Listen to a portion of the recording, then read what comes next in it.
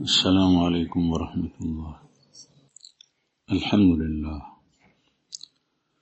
نحمده ونستعينه ونستغفره ونؤمن به ونتوكل عليه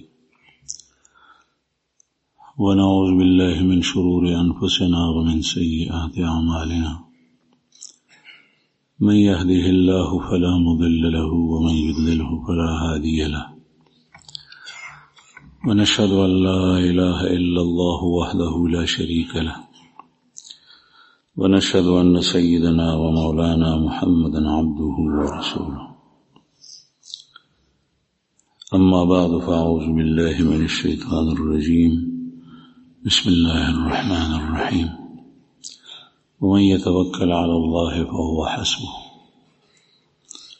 صدق الله العظيم وصدق رسوله النبي الكريم ونحن على ذلك من الشاهدين والشاكرين والحمد لله رب العالمين. درود شریف ہوئے. اللهم صل على محمد وعلى آل محمد كما صليت على إبراهيم وعلى آل إبراهيم إنك حميد مجيد.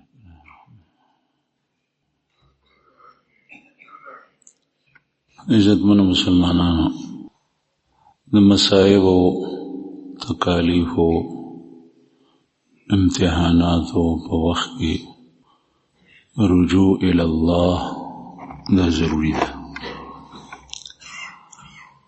او د رجوع الى الله نه بغیر بل علاج هم نشته. دا غي وجه دا ده چې کائناتو کې د هر یو سیز خالق هم الله دی او هر یو شی د الله جل شانه په قبضه قدرت کې هم دی. هغه قادر مطلق دی او علیم او خبیر ذات دی. د هر یو سیز علم هغه سره دی او هغه د هر څه نه خبر دی. دا شی دا د انسان لپاره مضر دی که مفید دی؟ دا هر څه د الله جل شانه په علم کې دي، بلکې فایده نفع او ضرر په هر یو څیز کې الله جل جلاله اچولی دي او نفع او نقصان صرف او صرف هغه په اختیار کې دي. البته مونږ ته چې نفع او نقصان را رسی کله کله د هغې ظاهري اسباب جدا وي.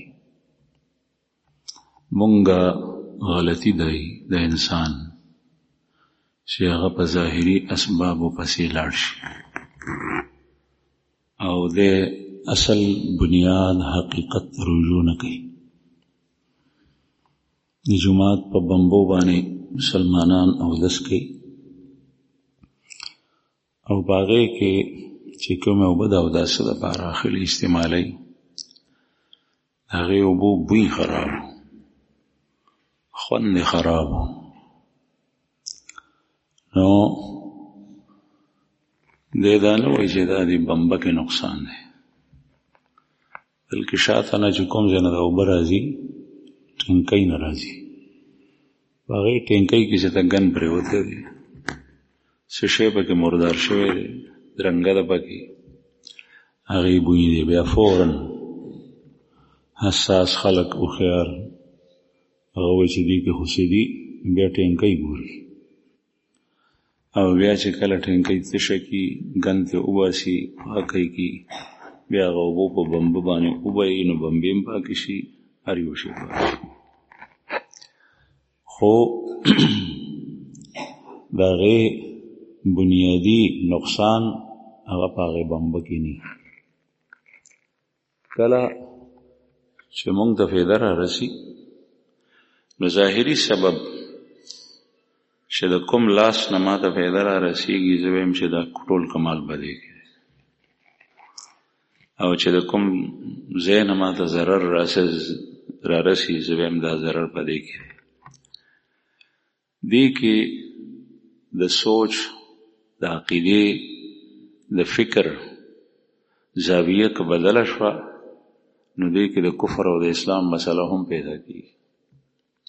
مثلا که یو سړی دا ووایي چې ما ته دغه ټوله فایده دغه کس راکوي، دغه شی راکوي، هغه بیجان شی دی، جاندار دی، هغه انسان دی، غیر انسان دی، او زما نفع او نقصان د ده په قبضه قدرت کې دی، او زما د نفع او د نقصان مالک دا دی، د خپل عقیده دا جوړه کړي، ذهن فکر او سوچ دا جوړ کړي، دې سره سړی کفر ته وځي.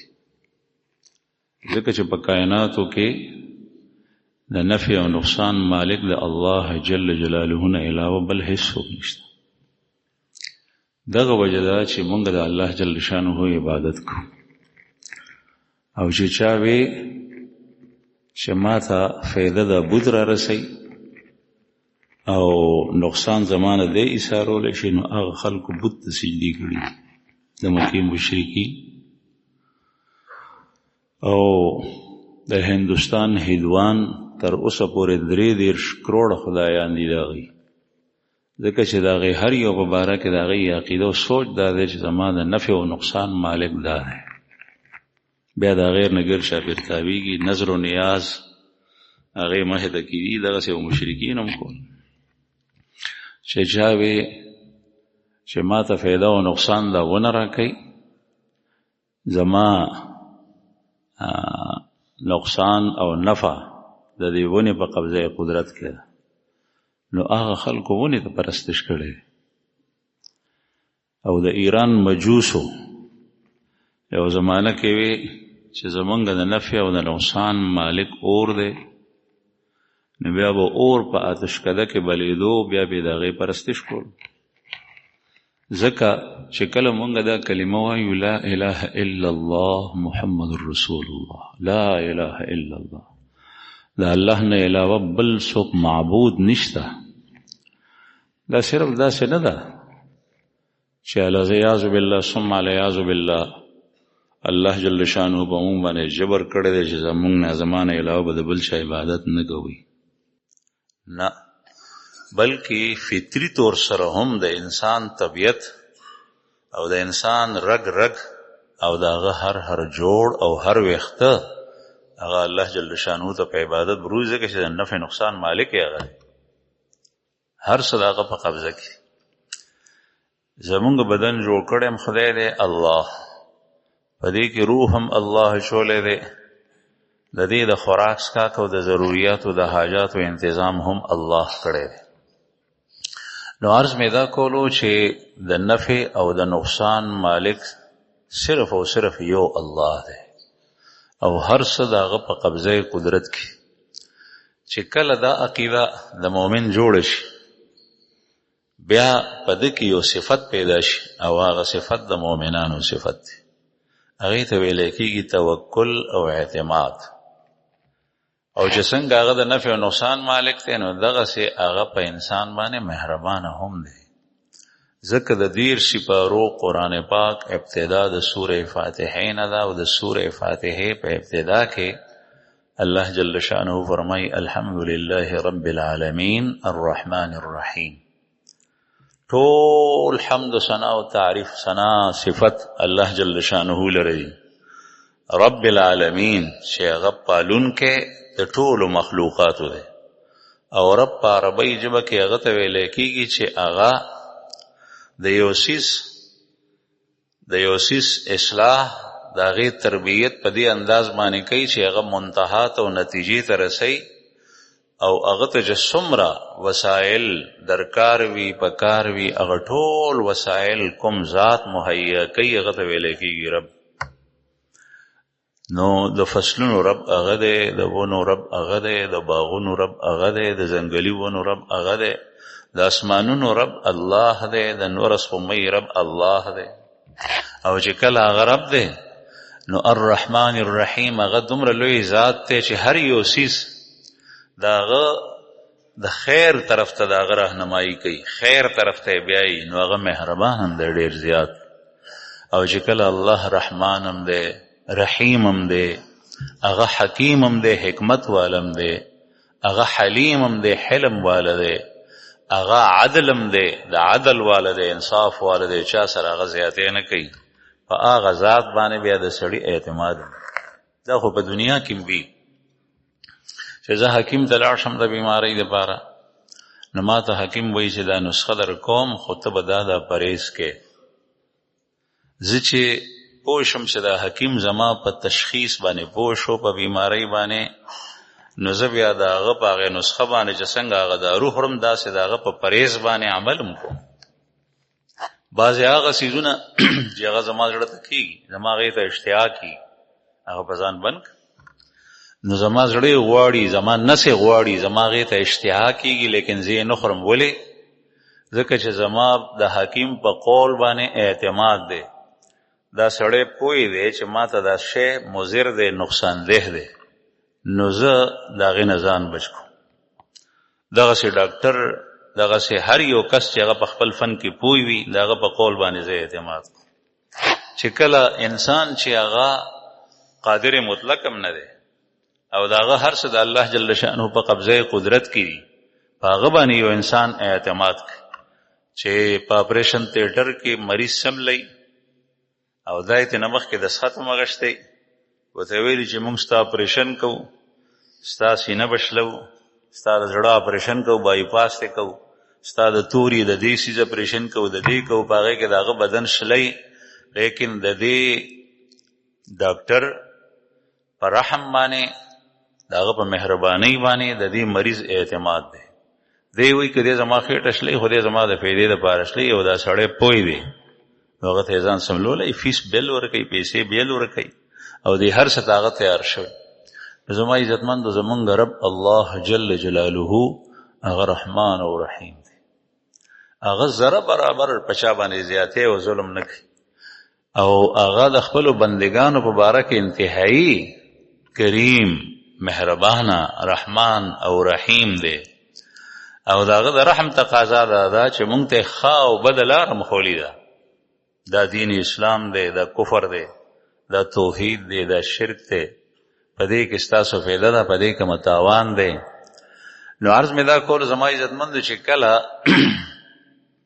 په انسان باندې مصیبت راشي، تکلیف راشي، د اعتماد د الله جل جلاله په وینا باندې کوي او هغه طرف ته ځغلي. قرآن کریم کې الله پاک فرمایي ففروا الی الله، الله کی طرف بھاگو، الله جل شأنه طرف ته منډه کوي، ځغلي.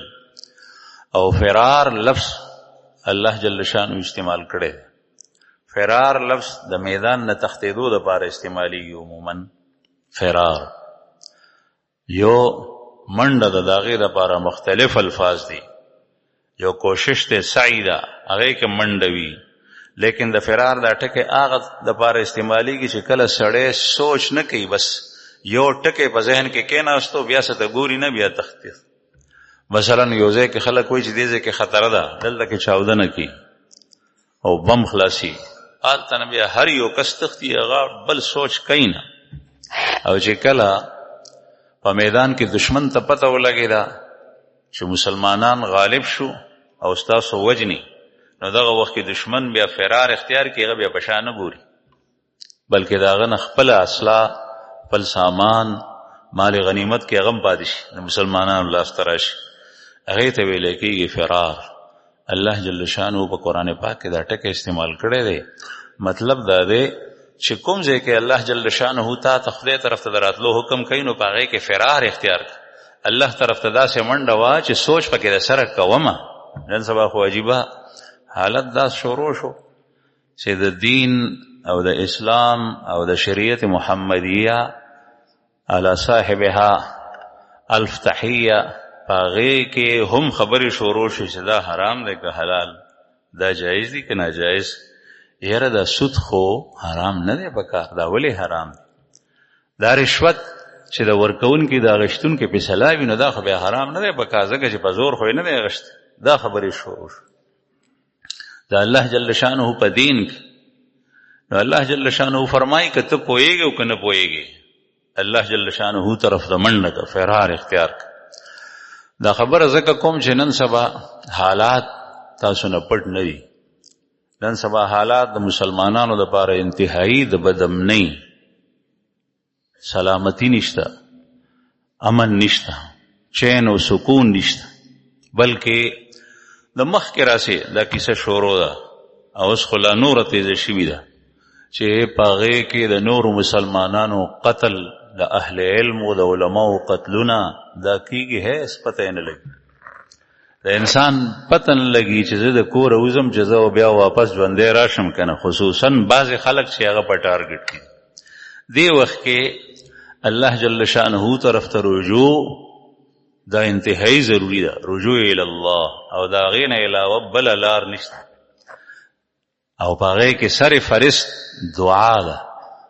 په مسلمانانو باندې ځای په ځای حالات داسې دي چې هغه انتهایی ناگفته بهي دي. فلسطین د غزې مسلمانانو دا کیسه څومره وخت شروع ده. زه چې وړوکی وم، زما پیدایش جنوري 1962 چې په خبت باندې پوه شو، موږ به د اختر مونځ ته تلو. زموږ د کلي لوی عالم مولانا لطف الله پېښوري چې زما د سخر ماما و، هغه به په عیدګاه کې مونځ کول. نو هغه وخت کې به زما یاد شي، زه وړوکی یم، زما تقریبا 12 کاله عمر، 12 کاله. د فلسطین په باره کې به وي چې فلسطین دپاره دعا وکړئ، فلسطین دپاره دعا وکړئ، فلسطین دپاره دعا وکړئ. مسلمانان دي، زمونږ رونه دي. رسول الله صلی الله علیه وسلم فرمایي انما المؤمنون اخوه، مسلمانان په خپله کې رونه دي. او حدیث مبارک کې دا قرآن پاک و یو حدیث مبارک کې رسول الله صلی الله علیه وسلم فرمایي چې مؤمنان کالجسد الواحد اذا اشتكى عینه، مسلمانان پشان د یو بدن دي چې کله په سترګه کې تکلیف وي نو ټول بدن شپه شوګیره کی، ټول بدن شپه شوګیره بالسهر والحمى، شپه شوګیره کی او په بدن باندې تب هم راشي. درد په سترګه کې دی، تب د ټول بدن کی. درد په مرۍ کې دی، مرۍ خوږیږي او تب د ټول بدن کی او شوګیر کی هغه شپه. دغسې د مسلمانانو مثال. هغه وخت نه دا کیسه شروع ده. نو دغه وخت کې مونږ ته څه کول پکار دي؟ رجوع الی الله، چې څه کولی شو هغه د کو ظاهري اسبابو په درجه کې چې څومره زمونږ وس کېږي. ځکه چې د هغې مثال داسې لکه زما په خپه تکلیف، نو که زما د الله سوی چې د خپې نوک ته دا خوږیږي به خپل کار نه، بلکې لاس، سترګې، د انسان د بدن هر یو اندام د هغې دپاره شپه شوګیره کړي. ډاکټر ته ځي، جبه ډاکټر ته خپل عرض بیانوي چې صاحب دا تکلیف دی راته، جبه روغه ده، لیکن دا جبه د هغې خپې دپاره ټول بیان کوي. دغسې په کار دا چې یو مسلمان باندې تکلیف وي چې بل مسلمان د هغې غم کوي. اوس داسې حالات ته نن سبا چې څومره لارې د مدد د رسیدو دي، بیا هغه امداد یې باندې بند کړي. ماشومان بچي دي، هغوی په اوبو پسې ترس کېږي، او عام چې کوم مدد ځي نو هغه په سمو لارو باندې نشي رسېدی. چې د چا کوم افراد معلوم دي هغوی په پټو لارو باندې هغوی ته مدد رسولی شي، هغه د صرف. نو دا مصیبت یوازې په هغوی باندې نه دی، دا په ټولو مسلمانانو باندې. او دغه وخت کې رجوع الی الله دا انتهایی ضروری ده. رسول الله صلی الله علیه وسلم د دې چل امت ته خولی دی. نبی کریم صلی الله علیه وسلم په باره کې خپل راځي اذا حزبه امر بادر الى الصلاة، اذا حزبه امر بادر الى الصلاة. جب آپ صلی اللہ علیہ وسلم کو کوئی واقعہ پریشان کرتا تو آپ صلی اللہ علیہ وسلم نماز کی طرف دوڑ پڑتے. چې کله به نبی کریم صلی الله علیه وسلم سو واقعه راله، بیا به د الله رسول موږ طرف ته منډه موږ به کول. ایو حدیث مبارک ترمذی کې دی، عبدالله ابن ابي اوفا رضی الله عنه صحابي دی، هغه فرمایي چې رسول الله صلی الله علیه وسلم فرمایل دغه حدیث مفهوم دته بیانوم، دا ځان سره محفوظ کړئ، په دې باندې عمل کوئ. وی رسول الله صلی الله علیه وسلم فرمایل چې کله ستاسو څه حاجت پیښ شي، او حاجت مې انسان ته پیښ شي یا الله جل شانه ته، د خدای نه حاجت غواړئ یا بني آدم سره مهاجت. دلته نه ته ځې، یو 200 میټره فاصله کې یو کس دی، هغه سره ستا ضرورت دی، هغه ته ځې، ته سوچ کې چې پته لګي نه زما دا کار به دا سړی کوي که به نه کوي، زما ورپورې پیسې دي دا به راکړي که نه، بل حاجت دی، بل حاجت دی، بل حاجت دی. یا پتا باندې څه مصیبت او تکلیف راغلی دی دام حاجات دی. آسمانی آفت ته، زمینی آفت ته، یو خوا بل خوا نه راغلی دی، د هوا په شکل کې دی، د سیلاب په شکل کې دی، د باران په شکل کې دی، سیلۍ په شکل کې دی، زلزلې په شکل کې دی، بل یو مصیبت ته د خلکو د طرف نه دی، د دشمن د طرف نه دی. نو رسول الله صلی الله علیه وسلم فرمایل که ستاسو الله ته حاجت وي یا بل ذات بل چاته، نو هغه کس ته داسې وکړي چې اودس دې وکړي او بیا یحسن الوضوء، اودس دې په ښه شان سره وکړي. او ښه شان سره اودس هغه دی چې په هغې کې د مستحباتو د آدابو خیال وساتلی شي. چې ته اودس کې نو دا سوچ کو چې زه دا اودس کوم او دا د پاکۍ ذریعه ده چې ما ته پې مز روا شي. او بیا د اوداسه په ابتدا کې بسم الله الحمدلله ووایې، او بیا چې کومې دعاګانې دي هغه ووایې، بیا په آخر کې شهادت اشهد ان لا اله الا الله واشهد ان محمدا عبده ورسوله، یا په منځ کې او اللهم اجعلني من التوابین واجعلني من المتطهرین دعاګانو سره، آدابو سره، قبلې ته ناستې، په اوچت ځای باندې ناستې، مسواک پکې وکړې، درې ځله خوله کنګاله کړې او پوزه کې اوبه واچې، درې ځله اعضا ووینځې، مخه یو لاس بل لاس، یو خوا بله خوا د سر مسه وکړې او دغه دعاګانې دې ووایې. دا په ښه طریقې سره اودس شو. بل دا خیال وکړي چې زما په بدن کې په دې اندامونو کې اوج ځای پاتې نه شي. رسول الله صلی الله علیه وسلم فرمایي چې اودس یې وکړو په ښه شان سره، یحسن الوضوء. یو حدیث مبارک کې راځي چې کله داسې اودس سړی وکړي نو هغې سره د بدن نه صادر شوي او شوي ګناهونه هغه د اودس د اوبو سره توی شي. الله پاک دومره مهربانه دی، اوبه هغه راکړي دي، اودس سره صفایي او پاکي د ظاهر بدن هم زما ده.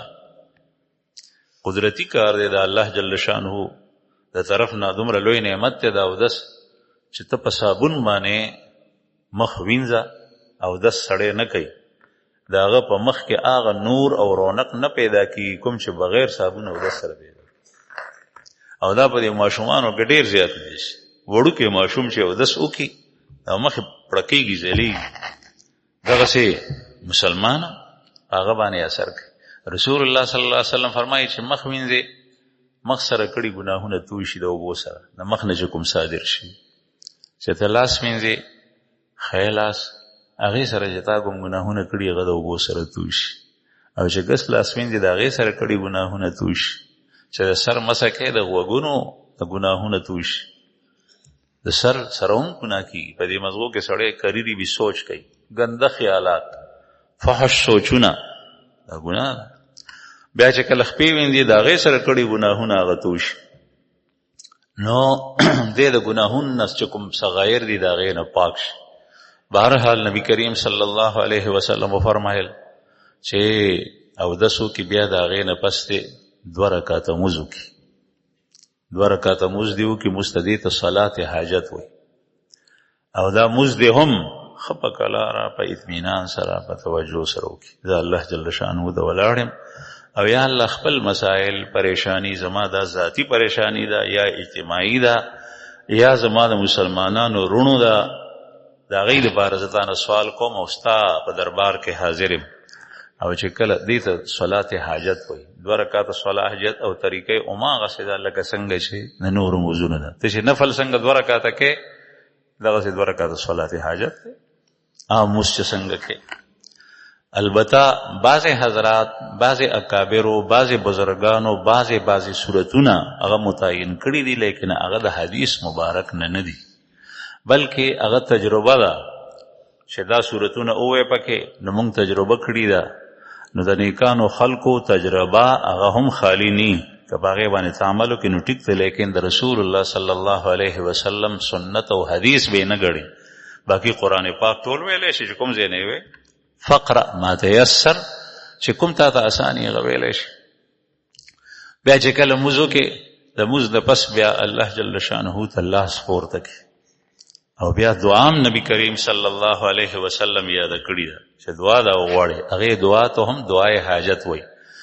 لا اله الا الله الحلیم الکریم، سبحان الله رب العرش العظیم، الحمد لله رب العالمین، اسألك موجبات رحمتك وعزائم مغفرتك والغنيمة من كل بر والسلامة من كل اسم لا تدع لي ذنبا إلا غفرته ولا هما إلا فرجته ولا كربا إلا نفسته ولا حاجة هي لك رضا إلا قضيتها يا أرحم الراحمين. دا دعا دا یاد کئ چا علماؤنا تپوسو کئ چې چاته یاد ده خو ډیره ښه ده، چې چاته یاد نه ده دا یاد. دا دعا د مونځ نه پس لاس پورته کا، دا دعا وغواړه. د دې معنی دا ده لا اله الا الله الحلیم الکریم، الله نه علاوه بل څوک معبود نشته. زما کارونو سمولو والا الله دی، زما معبود الله دی، زما حاجتونه پوره کولو والا الله دی. دا ستا اعتقاد جوړ شو، عقیده. اول خو یې منې، ډاکټر نه چې سړی علاج کوي نو اول یې ومني چې دا ډاکټر دی زما علاج کولی شي.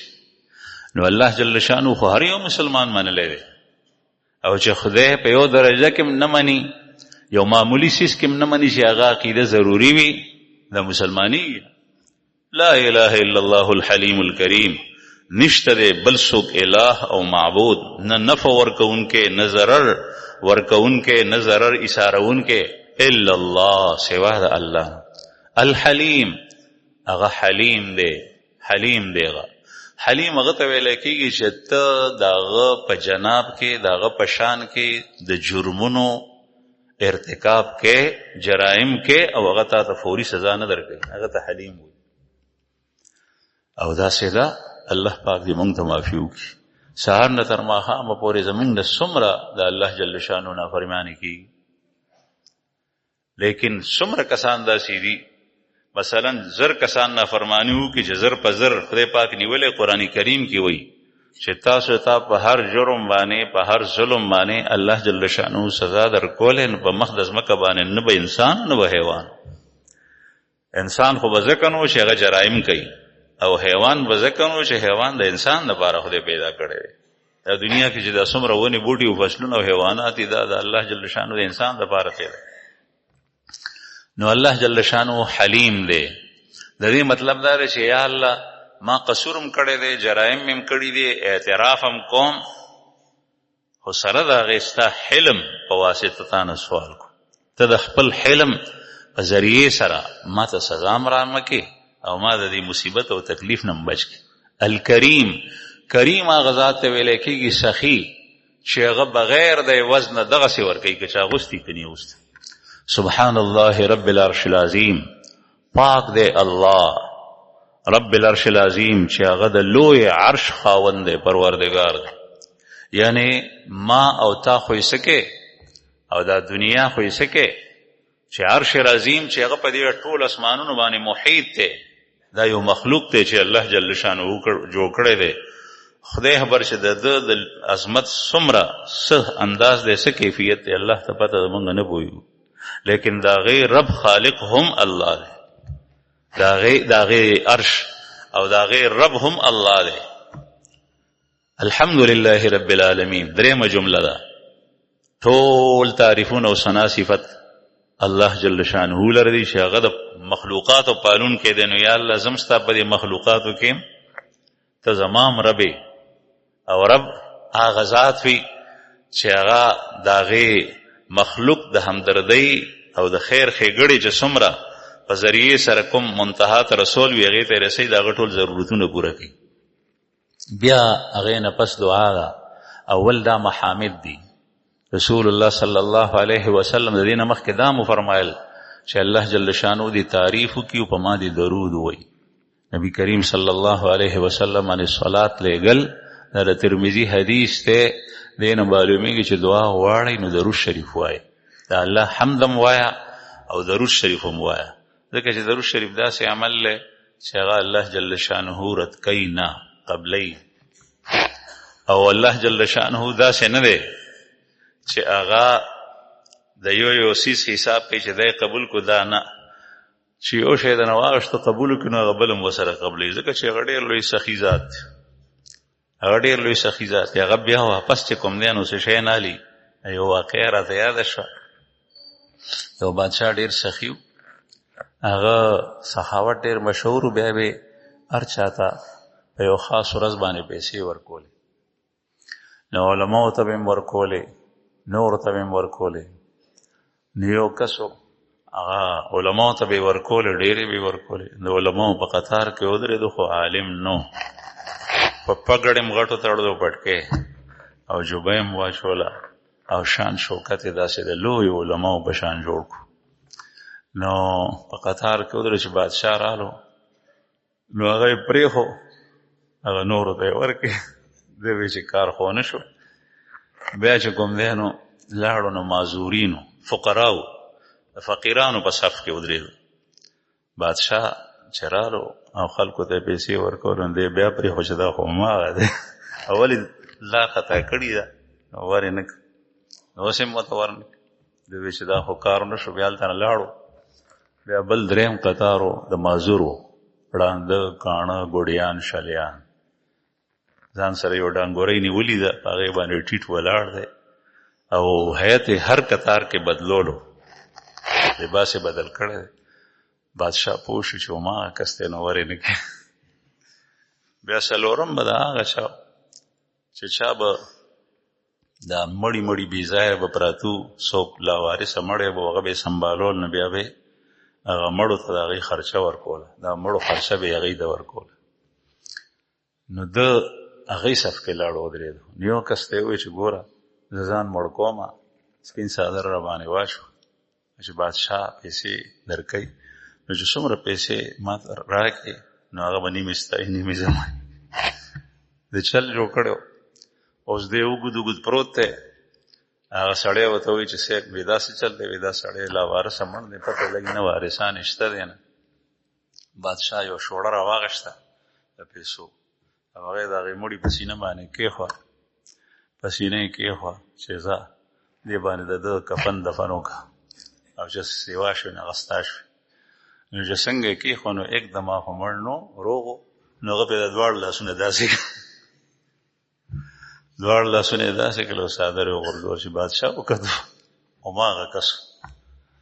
نو ورته وایي چې اوس خو یې رانه نشي اخیستی، او د هغې وجه دا وه چې بادشاهي چې کله یو کس ته چته ورکړي، بیا د هغه نه اخیستل دا د بادشاه د مروت خلاف ده. غټ سړی چې د چا لاس کې یو شی کېږي، اوس چې دنه بیا اخلي، خلک به یې چې وګوره څومره فلان کې ډینګړی دی، بیا نه راواخېست. نو الله جل جلاله چې کله د انسان دعا کې درود شریف قبلوي، دا درود شریف نبی کریم صلی الله علیه وسلم باندې صلات لېږلی، دا هم دعا ده. اللهم صل علی محمد وعلى آل محمد. یا الله رحمتونه نازل کی په محمد صلی الله علیه وسلم باندې. دا دعا غوښتل چې کله دا قبول شي، نو دې پسې چې تا کومې دعاګانې غوښتې دي، د الله جل شانه نه امید ساته چې انشاءالله هغه به هم الله جل شانه قبلوي. بیا د هغې نه پس چې دا دعا ووایې، حمد او صلات نه پس لا اله الا الله الحلیم الکریم سبحان الله رب العرش العظیم والحمد لله رب العالمین اسألک موجبات رحمتک.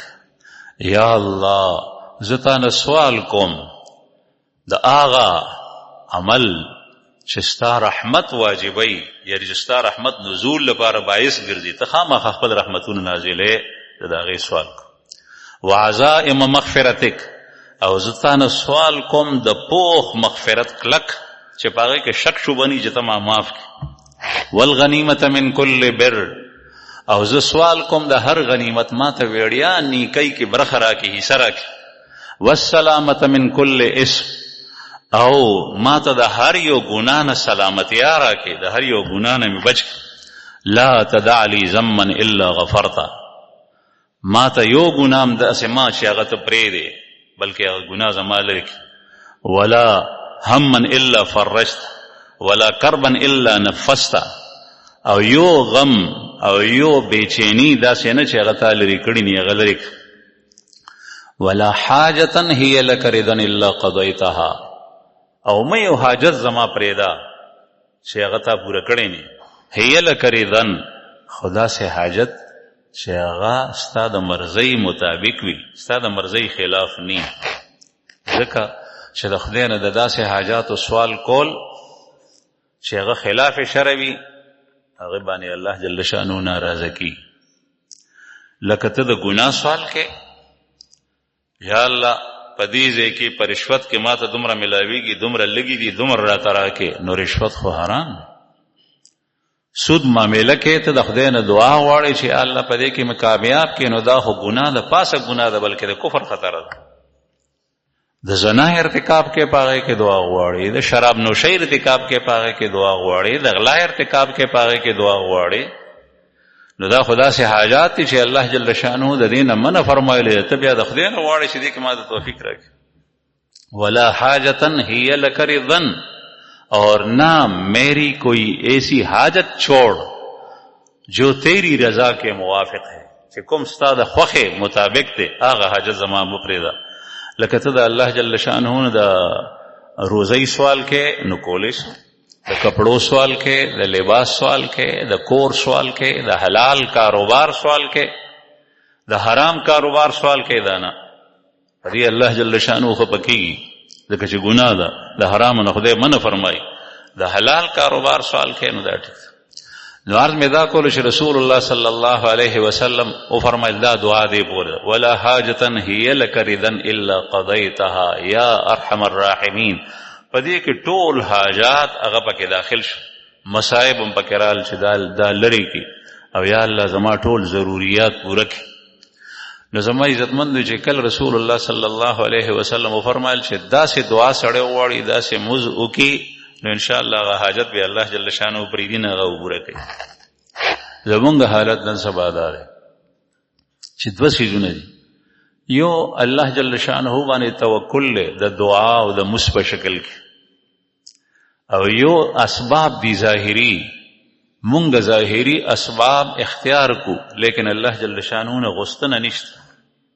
او یا په چا باندې مصیبت راغلی، د هغې مصیبت په وخت کې مونږ دا سوچ کوو چې دا په بل چا باندې راغلی دی، دا سړی مړ شو، دا مړ شو، ستا په علاقه کې مړ شو، برز دی مړ شو، قاتل نه دی معلوم مړ شو، یا معلوم دی دغسې بې ګناه او ظلمن مړ شو، دا ته ویني، لیکن ته خپل وخت په عیش عشرت کې تېری، ته وایې په ما باندې خو نه دی راغلی، دا ټیک نه. یا د هغې نه لا زیات چې په قوم باندې مصائب راغلی دي، بل ځای کې په مسلمانانو باندې راغلی، په بل ملک راغلی، لیکن ته چې په کوم ګناهونو کې مخکې مبتلا وې او هغه ګناهونه اوس هم کې هغې کې بوخت دي، هغه نه پرېږدي.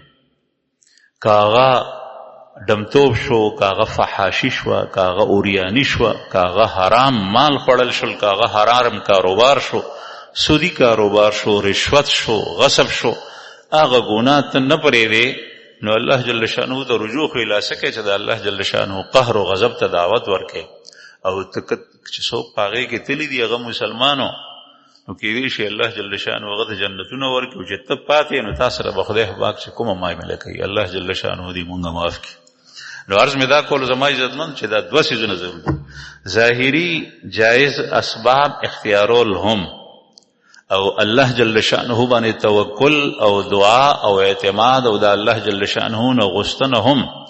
قرآن کریم کې الله پاک فرمائے قل ما یعبأ بکم ربی لولا دعاؤکم، آپ کہہ دیجئے کہ میرے رب کو تمہاری کیا پرواہ اگر تمہاری پکار نہ ہو. کچر استاسو الله جل شانه نه غوښتنه نه وي، نو ستاسو زما رب څه پروا ساتي. دې نه معلومه شوه چې په مصایبو دفع کولو کې د دعا ډېر زیات دخل دی، او د هغې وجه دا ده چې دعا د عبادت مغز دی. یو حدیث مبارک کې نبی کریم صلی الله علیه وسلم فرمایي الدعاء مخ العباده، دعا دا د عبادت مغز دی، مغز. لکه څنګه چې زنانه چاټۍ کې شملې وشاربي او په هغې باندې کوچ راشي، او شملې په چم گاونډ کې تقسیم کی، اوس خپل اوس کی او کوچ ځان سره محفوظ کی، دا غې نه وړي وباسي. دغسې دا دعا دا د عبادت مغز دی. او یو روایت کی دی الدعاء هو العباده، دعا ہی عبادت ہے، دا دعا عبادت دی. هغې وجه دا ده چې په دعا کې تذلل دی. تاسو به خیال کړئ چې ته په موټر کې ناست یې، په ګاډي کې ناست یې، او په دې سړک باندې یو سایل راشي، تا ته دا لاس داسې کې چې 10 روپۍ راکړه، هغه ځان ذلیل کو، څومره ځان یې تا ته ذلیل کو، عاجز یې کو د لږو پیسو دپاره. بیا عبادت دې ته ویلی کېږي چې کسی بڑی ہستی جس کی عظمت آپ کے دل میں ہے، انتہائی عظمت، اور اس سے خوف آپ کے دل میں ہے، اس کے سامنے انتہائی عاجزی اختیار کرنا، اسی کا نام عبادت ہے. دا سے ذات چې داغه لویی او داغه نویر ستا په زړه کې ده، داغه عظمت ستا په زړه کې ده، داغه په مخ کې انتهایی تذلل، ذلت او عاجزی اختیارول دې ته ویل کېږي عبادت. د دې نه به نوره تذلل او عاجزی سي چې سړی په سجده باندې الله جل شانه د پروزي، او دغه سر د الله نه علاوه انسان اشرف المخلوقات، داغه نه علاوه بل چاته په سجده لګول نه پکار. دغه وجه نه عبادت او سجده بل چاته نه ده جایز. دا انتهایی عاجزی دی او تذلل دی. نو په دعا کې هم دغه شی غوښتی شي چې خپل ځان انتهایی محتاج کړي، او بل ته دغه وجه ده چې د بل نه غوښتل دا خدای پاک په دې ناراضه کېږي، په قهر کېږي. سوره فاتحه مونږ د هر مص په هر رکعت کې وایو، دې ته السبع المثانی وایي. هغه او آیتونه چې هغه بیا بیا تکراریږي، بیا بیا سحر 4 رکعت مص کې 2 رکعت سنت 2 رکعت فرض، په هر رکعت کې سوره فاتحه وایي، او دا آیت پکې بیا بیا راځي، ایاک نعبد و ایاک نستعین، ایاک نعبد و ایاک نستعین. خاص تعالی عبادت کو یا الله، خاص د تا نه مدد غواړو، او ته بیا د بل چا نه مدد غواړې، د امریکې نه غواړې، د IMF نه غواړې، د یو بل سړی نه غواړي، بل کس نه غواړي، او هغه مدد په دې شکل کې غواړي چې زما دا کار د پوره نه کړو بل څوک نشي پوره کولی. نو دا خو کفري عقیده ده. الله جل شانه په دې باندې سخت ناراضه کی، سخت ناراضه کی. نو عرض مې دا کول زما عزتمند شي رسول الله صلی الله علیه وسلم دعا ته عبادت ویل، او قرآن کریم نه پته ولګي د قل ما یعبو بكم ربی لولا دعاؤکم، میرے رب کو تمہاری کوئی پرواہ نہیں اگر تمہاری پکار نہ ہوتی. تاسو چې دا الله جل شانه نه غواړي، لیکن دا افسوس مقام دی ځای کې دی چې سره د مصائب دراتلو یو طرف ته منډه وا، بل طرف ته منډه وا، بل طرف ته چې دا مصیبت مې لري شي، دا حاجت به پوره شي، دا الله جل شانه نه دعا غوښتل نشته. کله کله موږ سره ظاهري اسباب هم نه، بیا د الله نه غواړو. نو په موږ کې او په یو کافر کې فرق څه شو دې ټیم کې؟ حالانکه زما عزتمندو کپڑے غیم چې مونږ هم چې خوراک غیم کوي مونږ هم کو، نوکری غیم کوي مونږ کو، په مونږ په غي کې دا فرق دی چې زمونږ سوچ، زمونږ عقیده، زمونږ نظریه شاته بدله ده او دا غي بدله. دا غي سوچ یو شان دی، د مسلمان سوچ بل شان. کچره دا سوچ نی دا ختم شي، نو بیا خو ظاهر او باطن دواړه برابر شو، بیا فرق څه شو؟ ځکه د الله جل شانه نصرت او مدد اغنی. نو دعا اجتماعی، انفرادی، ځانته یوازې 2 کسانو کې جمع دعا. حضرت موسی علیہ السلام دعا غواړي، حضرت هارون علیہ السلام په آمین وی، او دواړه پیغمبران دي، دا اجتماعی دعا ده. قرآن کریم کې دا غي ذکر دی چې یا الله تا فرعون ته او قبطیانو ته دا قوم ته چې کوم دینو مال او دولت ورکړي دي، دې لپاره چې هغه په ازمکه کې ظلم وکړي، یا الله د دې دا هر څه تباہ کړه، مال برباد کړه. هغه دعا الله جل شانه سو وخت پس بیا قبول کړ. نو دعا غوښتل الله جل شانه نه دا په الله باندې توکل له، اسباب اختیار کا لیکن توکل په الله باندې کو. بعض خلکو سره پیسې راشي نو دی وی چې توکل ته ضرورت ما سره په جیب کې پیسې شته کنه. هغه مثال هغه دی، هغه ماشومانو کې یو کهاوت مشهور دی چې سړی خر غشتو په منډای کې، خر غشتو پیسې په جیب کې وی، روان شوم چاوته وی چې تب چرته دی، وی خر خلم، وی ان شاء الله وایا کله خدای خوخه نو ولا، ځکه چې د خدای خوخه نه بیا کار نه کیږي، د توکل.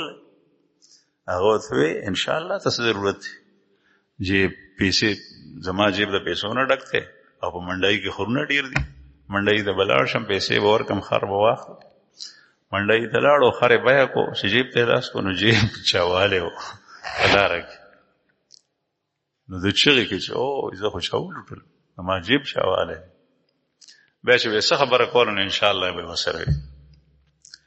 اعلان کې دا ان شاء الله ویل دا مستحب دی، لیکن دی پسې چې کوم عقیده دا عقیده مسلمان ته جوړول پکار دي چې دا الله خو ستامه ته په دسترخوان باندې خوراک پروت دی، دا نوړی اوچتوا خلکه اچوا ته وګه نو الله جل شانه به دا لوګه ختمه کی.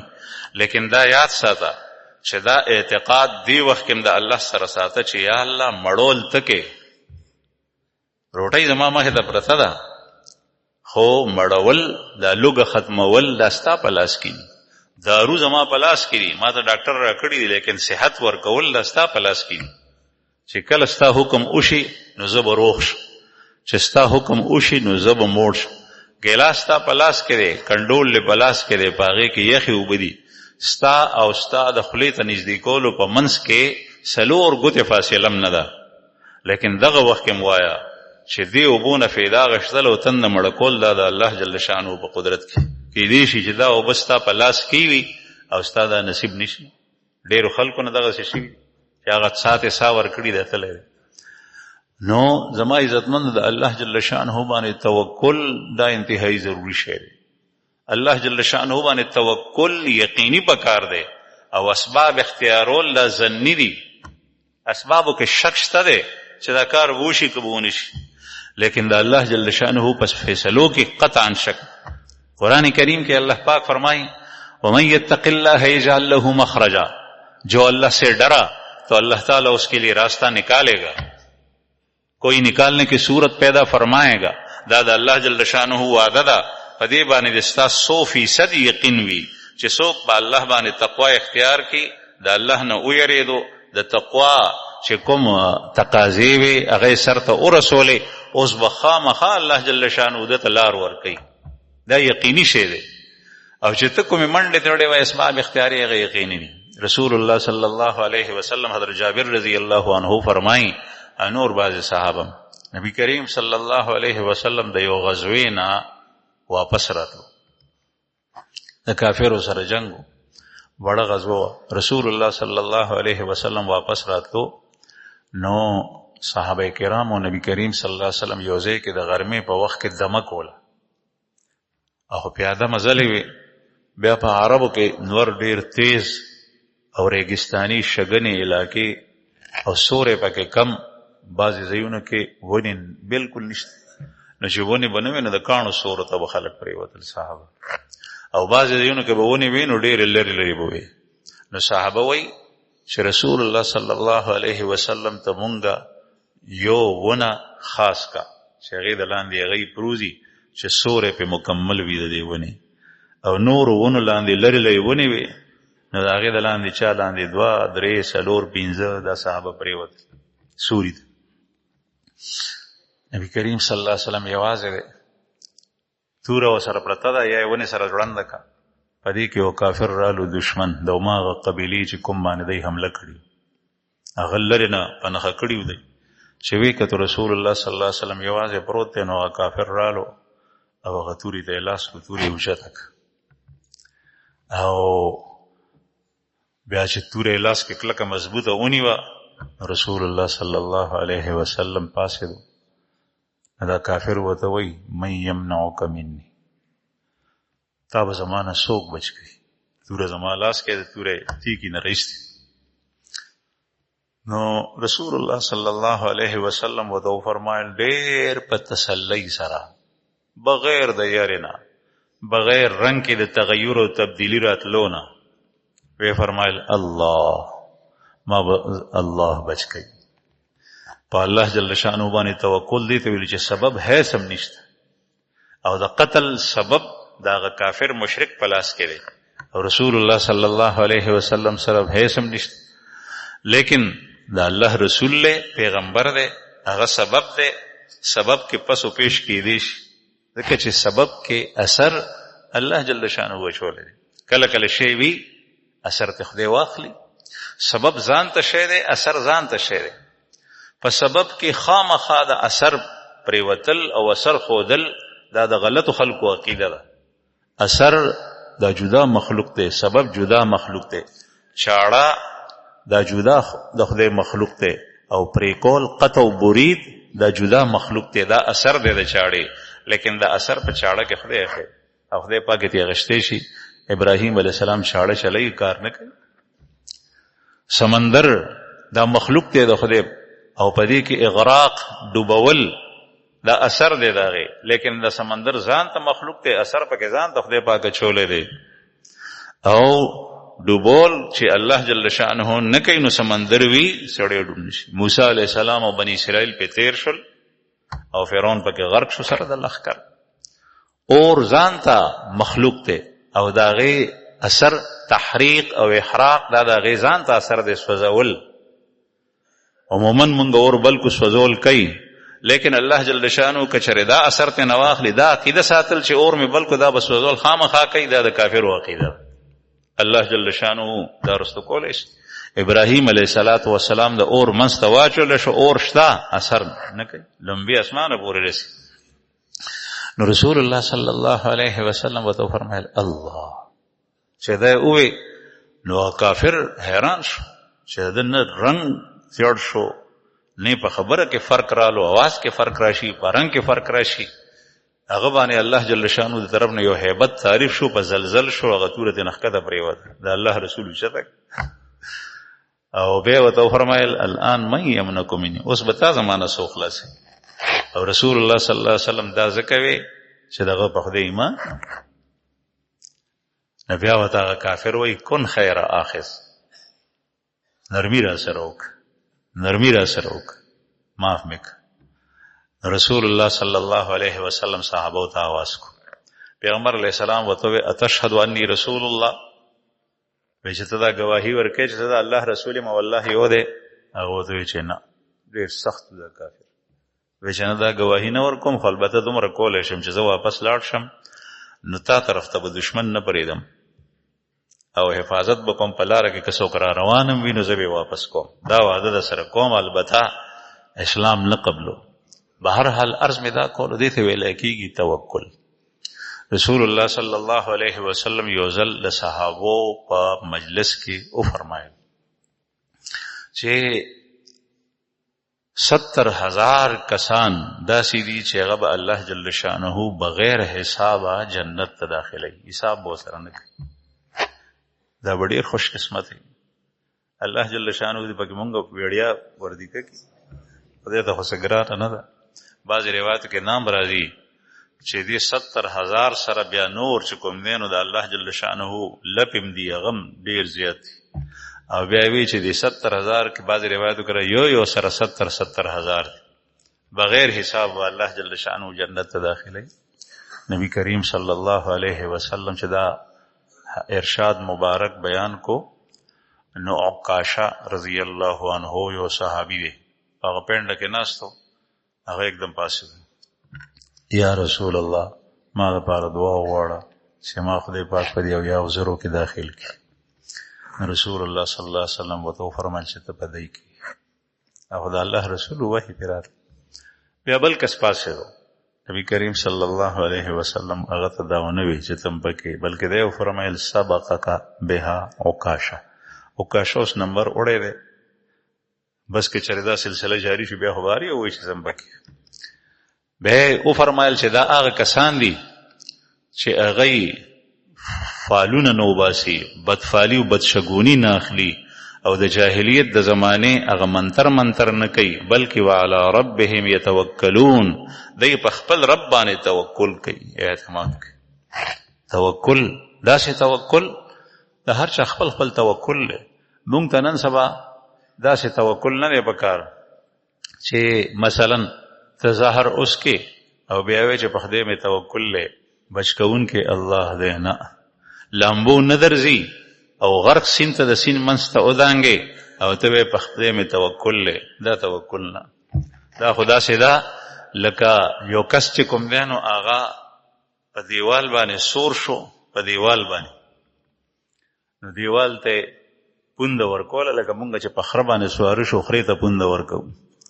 دیوال ته وی چې زدا الله په حکم سره، نو دیوال نتلو.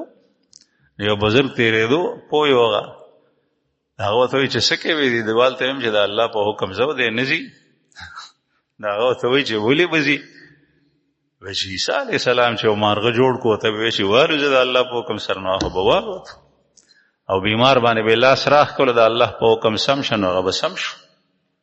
نظم د دغه ویم نه بزر وته چې ته دروغجن دروغ وې، وسنګ دروغ وې، عیسی علیه السلام ته خو الله جل شانه ویلیو چې دا مارغه جوړ کا قرآن پاک کې دي باذنی زما په حکم سره بیا به والوسي. تا ته چا ویلی دي چې دیوال ته پونده ورکړو دیوال به روان شي؟ نو دغسې بعضې حضرات هغوی که چېرته داسې کړي مثلا نو د هغوی په دې سیس کې چې کوم دی نو په هغوی پسې تلل نه پکار، ځکه چې ستا د ایمان هغه کیفیت خو نه دی. ته چاړه په خېټه کې ومنډي، که چاړه د سرو شو خو د خېټې د منډلو نه ده، او ته وایې چې د الله په حکم سره زه نه مرم، ته به مرې خامخا. یو دا ده چې مړ به شې، بل دا ده چې ته به ګناهګار شې، خودکشي دې وکړه. ولې؟ دا سبب دی الله جل شانه دې دپاره پیدا کړی. نو عرض مې دا کوله زما عزتمندو چې حضرت علی کرم الله وجهه خوارج سره جنگ کړو. دا خلیفه راشد دی، د رسول الله صلی الله علیه وسلم زوم دی، او د اهل بیت سره تعلق دی، ډیره لوی هستی ده حضرت علی کرم الله وجهه. نو خوارج وجلیو. خوارج یو فرقه وه مبتدعه، هغوی به وی حدیثو ته ضرورت نشته، په دې قرآن باندې فیصله کوي. به د قرآن خپل منمانی تفسیر بیانولو چې څه به زړه کې راله هغه به وی. تفسیر خو هغې ته نه وایي، تفسیر خو هغه چې کوم رسول الله صلی الله علیه وسلم بیان کړی. نو چې د الله د رسول له خبرو د احادیثو نه سړی منکر شي نو هغه به خامخا خپل تفسیر بیان، خلک به ګمراه کړي. دغسې ډېرې خبرې وې په هغې کې. علي صاحب سره جنګ وکړو، هغه قتل شو. بیا وروستو د هغې پاتې رافاتې افراد چې کوم اخوا دېخوا تښتېدلي وو، د حضرت علی کرم الله وجهه د قتل درپې. نو حضرت علی کرم الله وجهه به خلکو یوازې نه پرېښود چې څوک پرې حمله ونه کړي. یو ځل روان دی، ورسره شاته یې وکتل، نو کسان دي ورپورې تاسو څه کوئ؟ وی موږ صاحب ستاسو د حفاظت دپاره تاسو وی ځئ خپل کار کوئ. الله جل شانه د هر انسان سره د حفاظت دپاره فرښتې لګولې. الله جل جلاله اسمان نه فیصلې کوي چې دا بنده محفوظ دی، او چې کله الله جل شانه وغواړي دا فرښتې ترې نه لرې شي، دا حفاظتي ګارډ د الله د طرف نه لرې شي، هغه بیا نیټه پوره شي، هغه بیا لاړ شي. دغسې په مختلفو ځایونو کې داسې کړي وو. نو زما عزتمندو عرض مې دا کولو چې الله جل شانه ته رجوع دې وخت کې پکار ده، الله پاک ته رجوع پکار ده، الله پاک باندې اعتماد او توکل پکار ده. هر څه د الله جل شانه په قبضه قدرت کې دي. که ته یو یې، که تاسو زر کسان یې، که تاسو لاک یې، په خپل شمیر او تعداد باندې دی نه اعتماد وي او نه هغې ته یریږي، بلکې د الله جل شانه باندې ستا سترګې لګېدلي چې زما رب شته دی، او د الله جل شانه سره دې تعلق وي، او د داسې کار نه ځان بچ کړې چې په کوم باندې خدای پاک ناراضه کېږي. نو انشاءالله الله جل شانه به هر خیر بیا د دې مسلمان نصیب کوي. الله پاک دې موږ د بخو خبرو د عمل توفیق راکړي، او الله جل شانه دې په ملک کې د مسلمانانو په ملکونو کې امن او سلامتی راوړي. کوم ځای چې مسلمانانو باندې تکلیف دی لکه غزه وغیره، الله جل شانه دې د هغې خصوصي نصرت وکړي، د ظالمانو نه دې خدای را خلاص کړي.